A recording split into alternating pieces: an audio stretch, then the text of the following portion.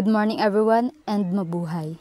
This is the video presentation of Group 1, Case Study 2, What Happened to Cavite Mutiny?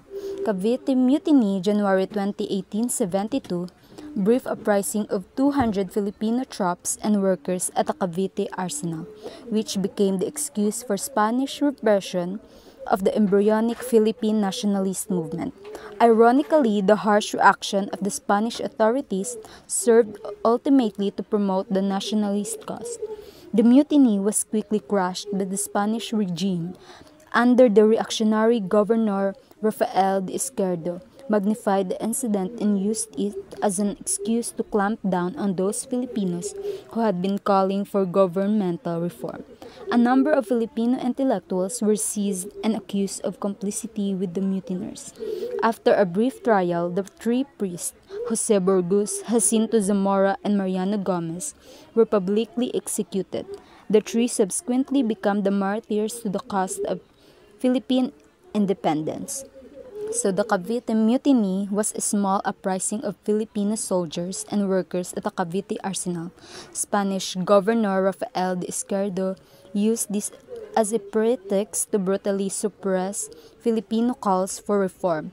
The executions of three priests, Jose Burgos, Jacinto Zamora, and Mariano Gomez, known as Gomborza, following a sham trial, fueled the nationalist movement and advertently became the catalyst for the Philippine Revolution. We have two primary sources.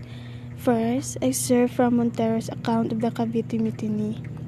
Second, excerpt from the official report of Governor Izquierdo on the Cavite Mutiny of 1872. First, from Montero's account of the Cavite Mutiny. Jose Montero y Vidal, Spanish version of the Cavite Mutiny of 1872 in Gregorio Zaidi and Sonia Zaidi. Documentary Sources of the Philippines History, Volume 7, Manila, National Bookstore, 1990, 269 and 273. Second, from the official report of Governor Izquierdo on the Cavite Mutiny of 1872. Rafael Izquierdo, Official Report on the Cavite Mutiny, and Gregorio Zaidi and Sonia Zaidi, Documentary Sources of the Philippines History. Volume 7, Manila, National Bookstore, 1990, 281 and 286. Good morning, leaders. I'm Glycel Janelle Cantel here. Excerpt from Montero's account of the Cavite Mutiny. This primary source reveals the multiple causes of the 1872 Cavite Mutiny according to the Montero's perspective. Montero's perspective appears pro-monarchical, evident in his language describing republican ideas as threatening and referring to sacred respect towards the monarchy. These documents represent the Spanish colonial viewpoint that often attribute unrest to external ideological influences rather than legitimate local grievances. The mutiny suppression led to the execution of three Filipino priests. They are Gomez, Burgos, and Zamora, which became a catalyst of the Philippine independence movement and influenced future revolutionaries like Jose Rizal. This primary source provides valuable insight into how Spanish authorities interpreted and documented colonial resistance in the Philippines during the late 19th century. Primary sources excerpts from the official report of Governor Izquierdo on the Cavite Mutiny of 1872. It seems definite that the insurrection was motivated and prepared by the native clergy, by the mestizos and native lawyers, and by those known her as abogadillos. The instigators to carry out their criminal project protested against the injustice of the government in not paying the provinces for their tobacco crop, and against the usury that some practice in documents that the finance department gives crop owners who have to sell them at a loss. Inilarawan ni Gobernador Izquierdo ang mutiny bilang isang kriminal na kilos at hindi bilang isang makabayang kilusan. Sinisin niya ang mga Pilipinong pari at edukadong mamamayan. Ayon sa kanya, ang mga ito ay may masamang layunin at ginamit ang isyu ng kawalang katarungan sa pamahalaan upang makipaghimagsik. Sinabi ni Gobernador Izquierdo na ang mga Pilipinong pari or native clearly mestizo na may lahing Kastila at Filipino, ayon sa kanya sila ang nagmumungkahi ng idea na lumaban sa pamahalaan dahil sa mga hinaing laban sa mga patakaran ng kolonyal na pamahalaan. Tinuturo niya ang mga grupong ito bilang utak o pinagmulan ng kaguluhan. Ang mga pagsabog ng mga Amerlan at ang Erminal ng walang kwentang gobernador na pinadala ng regulasyon pamahalan upang pamahalaan ang Pilipinas. At ang nagsagawa ng mga ideyang ito ay mga tiyak na sitwasyon na nagbigay daan sa gitna ng mga Pilipino. Sa ideya ng pagkamit o kanilang kalayaan, sa naninong ito, sila nagsimula magtrabaho sa tulong ng isang particular na seksyon ng katutubong aleria na nasa kabila ng mga praile ay gumagawa ng karaniwang dahilan sa mga kapahamakan ng ilang bayan. The two different primary source, Montero's account, this source focused on secretive planning leading up to the mutiny. The plan included assassinating priors and others. Warning of an impending uprising were received by authorities, but largely ignored.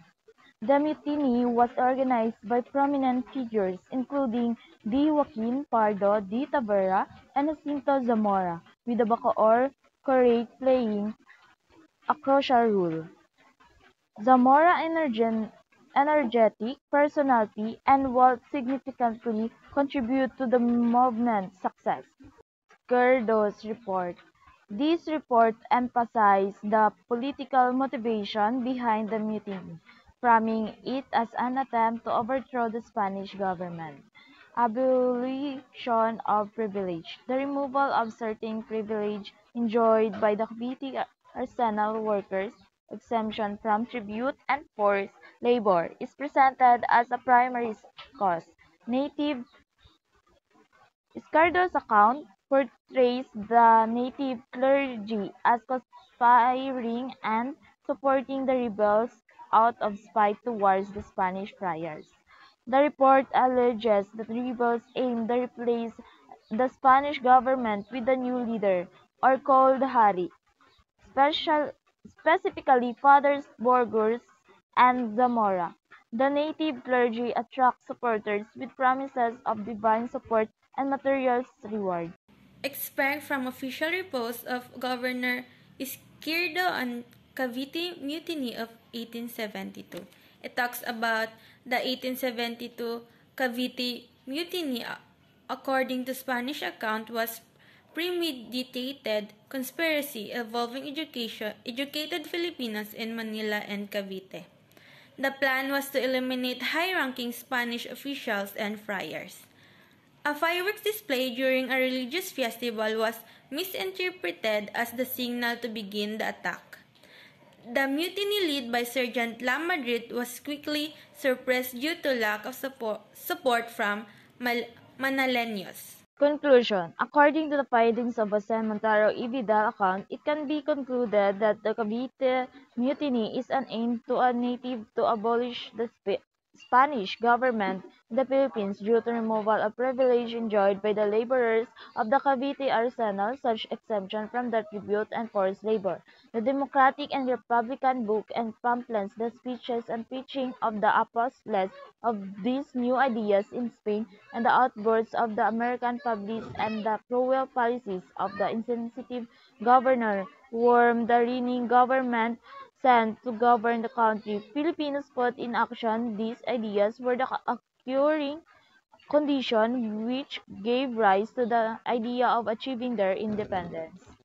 Account of Governor-General Rafael Izquierdo's E. Gutierrez, he insisted that the mutiny is motivated and prepared by the native clergy, mestizos, and lawyers as a sign of protest against the injustices of the government, such as not paying provinces for tobacco crops, pay tribute, and rendering of forced labor. It is not clearly determined if Indians plan to establish a monarchy or a republic because they don't have a word in their language to describe this different form of government whose head in the Filipino would be called the hari. However, it is turned out that they would place at the head of governor a priest that the head selected would be Jose Burgos or Jacinto Zamora, which is the plan of the rebels who guided them and means they counted upon its realization.